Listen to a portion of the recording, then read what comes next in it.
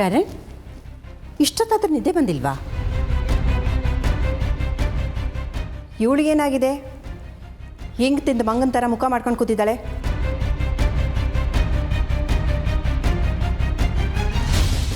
ಹಾಗೇನಿಲ್ಲ ಅಜ್ಜಿ, ಸುಮ್ಮನೆ ಕೂತಿದ್ದೆ ಅಷ್ಟೇ.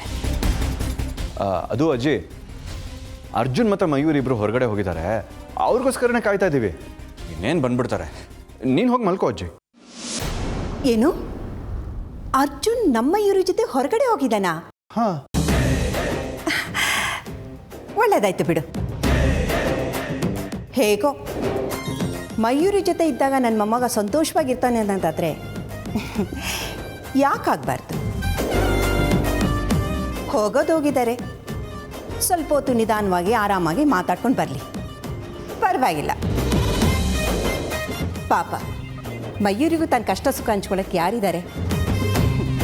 ಎಷ್ಟೇ ಆದರೂ ಚಿಕ್ಕ ವಯಸ್ಸಿಂದ ಆಡು ಬೆಳೆದವರು. ಆದರೂ ಹೋಗಿ ತುಂಬ ಹೊತ್ತಾಯ್ತು ಅಜ್ಜಿ. ಯಾಕೆ ಇಷ್ಟೊತ್ತು ಮಾಡ್ತಾ ಇದ್ದಾರಪ್ಪ? ಇರಿ, ಏನಕ್ಕೂ ಒಂದು ಫೋನ್ ಮಾಡಿಬಿಡ್ತೀನಿ. ಬೇಡ ಬೇಡ ಬೇಡ,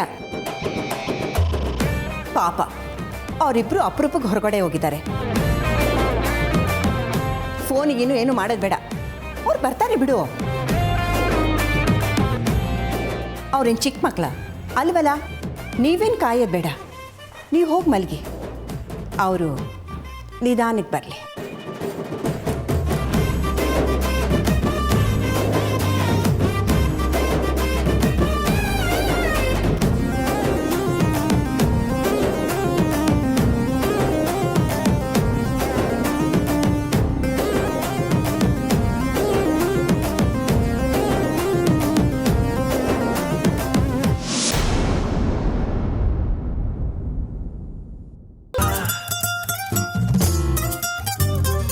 ಹೇ ಅಮೃತ, ಐಮ್ ಸೋ ಸಾರಿ, ನಿನಗೆ ಕರೆಯೋದೇ ಮರ್ತೋಯ್ತು ನೋಡು.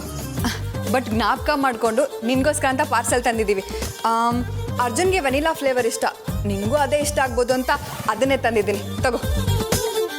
ಏನು ಐಸ್ ಕ್ರೀಮಾ? ನನಗಿಷ್ಟ ಇಲ್ಲ.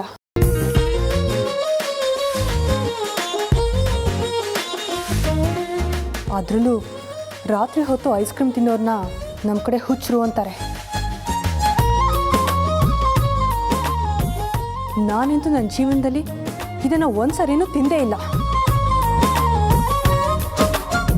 ತಿನ್ನೋದಿರಲಿ, ಅದನ್ನು ಕಣ್ಣಲ್ಲಿ ಕೂಡ ನೋಡಬೇಕು ಅಂತ ನನಗನ್ಸಲ್ಲ.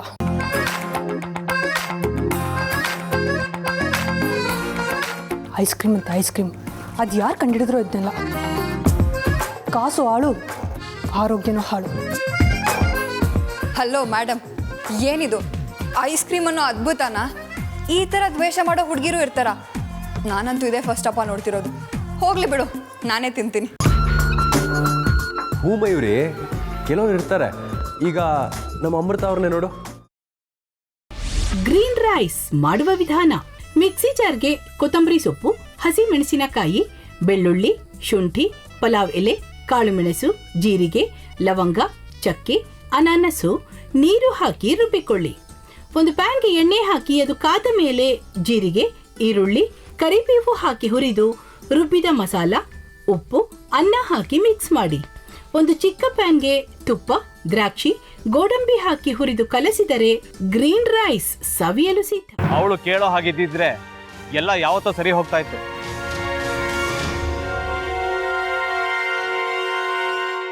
ಅದಕ್ಕೆ ನೀವಾದ್ರೂ ಏನು? ನಾನಾದ್ರೂ ಏನತ್ತೆ? ಅವಳ ಹತ್ರ ಬಂದು ನೀನು ಸೋಲೋದು ಬೇಡ, ನಾನೇ ಸೋಲ್ತೀನಿ, ನೀ ನಮ್ಮ ತಂದೆಗೆ ಅವಮಾನ ಮಾಡಿದ್ರು ಪರವಾಗಿಲ್ಲ, ದಯವಿಟ್ಟು ಮನೆಗೆ ಬಾ ಅಂತ ಬೇಡ್ಕೋಬೇಕಾ? ಹಾಗೆಲ್ಲ ಅಳಿ ಅಂದ್ರೆ ಸಂಸಾರ ಅಂದಮೇಲೆ ಇಂಥದೆಲ್ಲ ಏನಾದ್ರೂ ಒಂದು ಇದ್ದೇ ಇರುತ್ತೆ. ಹೋರಾಟ ಮಾಡಿದ್ಲು.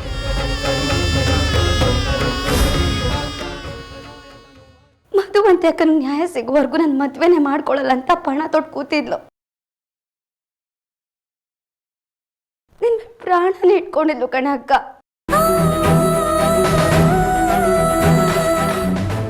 ಅವಳು ಮೈ ಮೇಲೆ ನೀನು ಸೇರ್ಕೊಂಡು ಅವಳ ಸಂಸಾರನ ಹಾಳು ಮಾಡ್ತಿದ್ಯಲ್ಲೇ.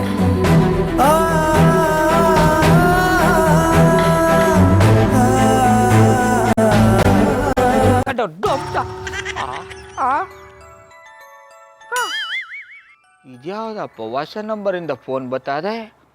ಆ ಫೋಟೋ ತಗೊಂಡವೇನಾದ್ರು ಬೇರೆ ನಂಬರಿಂದ ಮಾಡಿರ್ಬೋದಾ? ತೊಂದರೆ ಇಲ್ಲ, ಎತ್ಬಿಡು.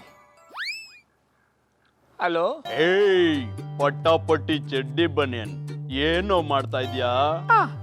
ಶಿವನೇ ಶಂಭುಲಿಂಗ, ನಿನ್ನ ಜೊತೆಗೆ ಮಾತಾಡ್ದವನೇಲಪ್ಪ.